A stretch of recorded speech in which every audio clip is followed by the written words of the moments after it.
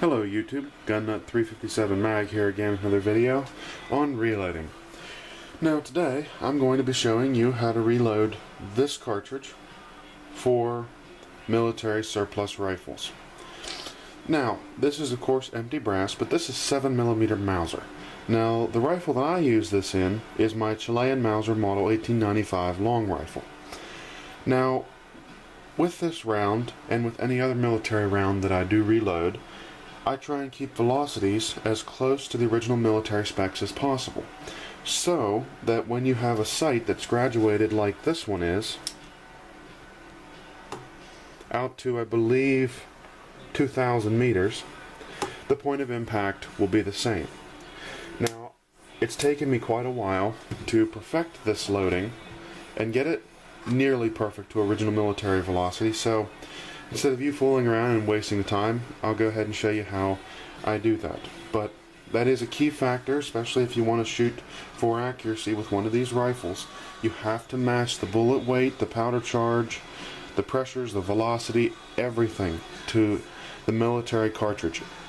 Factory ammo is very close to it and is fine, but it's not quite there.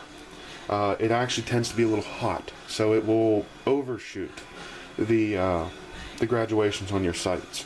But the load I've developed for this is nearly identical to the original military loading, so let me go ahead and show you how I do that.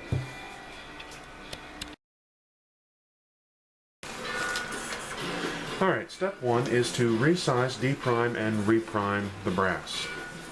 So, I have my Lee resize decap die set in the press and already adjusted. I have, of course, the number 2 shell holder, and my RCBS auto prime is set up and ready to go. It's got large rifle primers, I believe CCI number 200s in it, so I'm good to go. Now, most people prefer to clean out the primer pockets when they're reloading. I really don't care for plinking ammo. It doesn't really matter. Really no need to if you're just using plinking ammo. Now if you're doing hunting or match ammo, then I do it. But for just simple plinking, I don't bother with it. So I'll actually show you that the primer pocket itself is not very dirty. It may look a little dirty, but it's actually not very dirty. It's just basically the staining of the brass. There's really no residue in there. So there we go. Reprimed, ready for powder. Go ahead and do about 10 of these.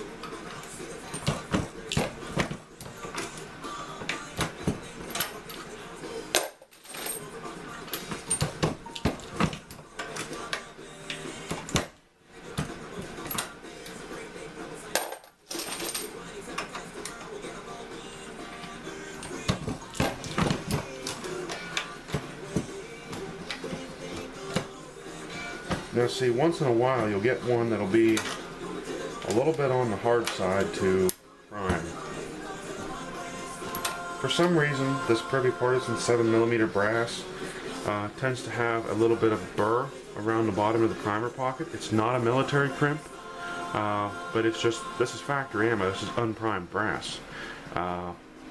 So I'm not sure why, but if I do get one like that, I'll usually set it aside so then I can put a mark on it, so next time I go to reload it, I'll just ream the primer pocket. But I haven't had that issue with any other Privy Partisan brass. It's only been the 7mm. So I'm not quite sure why, but I just do.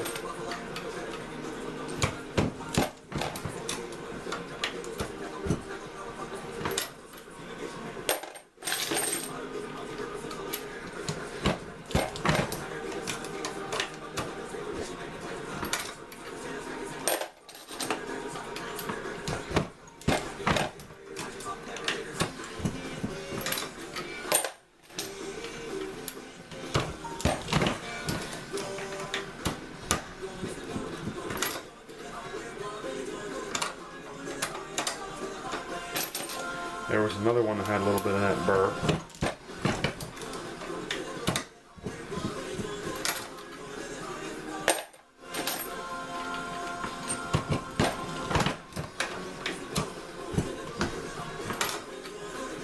Here we go.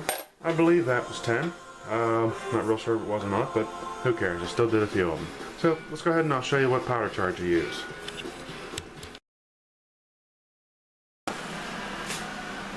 Alright, now the load I'm using for this consists of 36.1 grains of Hodgdon-Varget powder.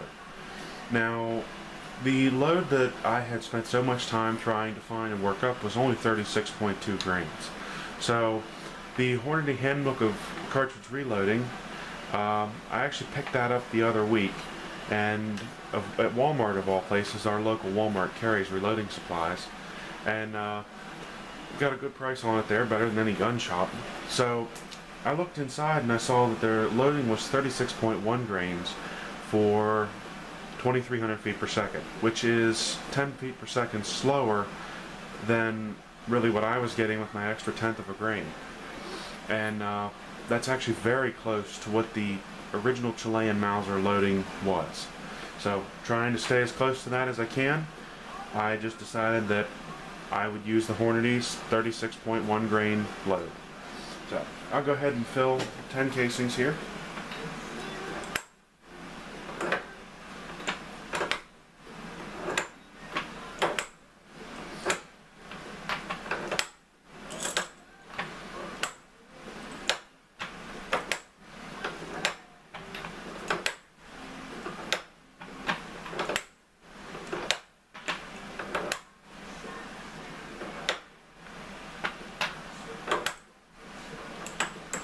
And there we have it. 10 charged cases, ready for a bullet.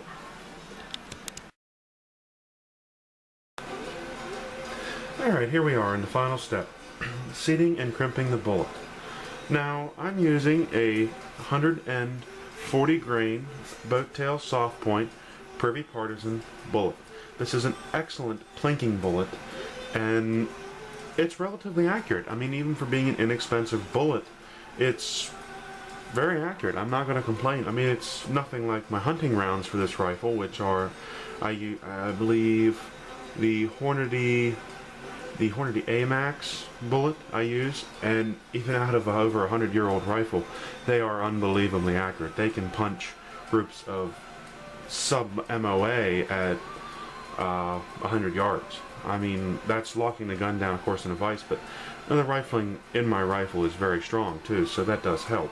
But these bullets will do about a 2-inch group, maybe 2.5 inch at 100 yards, so they're pretty decently accurate. I mean, they're not perfectly formed at the tip, but like I said, for range plinking out to about 300-400 yards, they're perfectly fine. So, go ahead and drop it on the case, and we'll run up to the seating die. Now, I always slide the case into the seating die relatively slowly, because I don't want to crush the case neck, but I have my die set to apply a very light crimp to the bullet. These really don't need much crimp. So, there you have it. Completed 7mm Mauser. Go ahead and run a few more through here.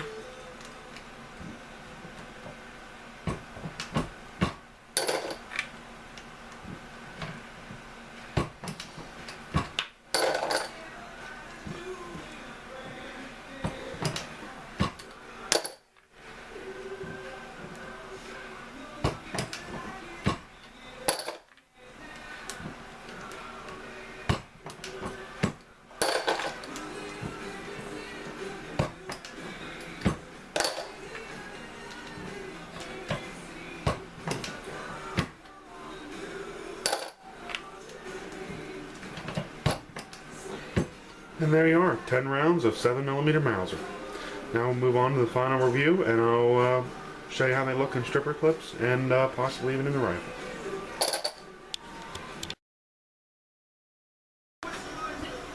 Well, here we are with the completed 7x57 Mauser round, loaded as close to military specifications as I was able to come.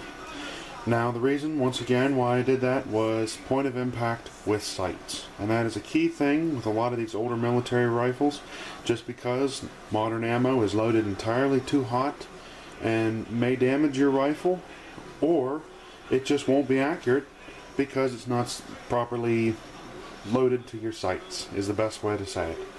So, I've taken a few of these rounds and put them onto a Swedish Mauser stripper clip here, just to show you how they look on a stripper clip. Now, this is a Swedish Mauser stripper clip because the Chilean Mausers are extremely expensive. The stripper clips do not work well, and they're actually quite flimsy compared to the Swedish here. The Swedes can take a little more punishment. They're definitely built better. Just like the Swedish Mausers, they're built unbelievably well. So, Swedish quality, once again, carried over into the stripper clips. But, as you can see, they fit down into the bridge of the receiver quite nicely.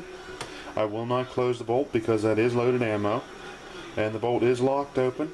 And it's actually not into the receiver the whole way, so it can't even be pushed in. I have the catch, the bolt release, or catch, however you want to call it, is sticking out on the other side, so it is safe. I am not going to close that. But I do have the original Chilean Mauser bayonet for this rifle. As you can hear, the quality of the steel in this. Let me hit it on something a little better than that. Grab. Here we go. Hear that resonation? That's beautiful quality in that steel. The rifle was made very well, and so is the bayonet, so if you have a rifle but no bayonet, I would recommend trying to find a bayonet for it, because granted, they're not making them anymore. That's the simplest way to say it.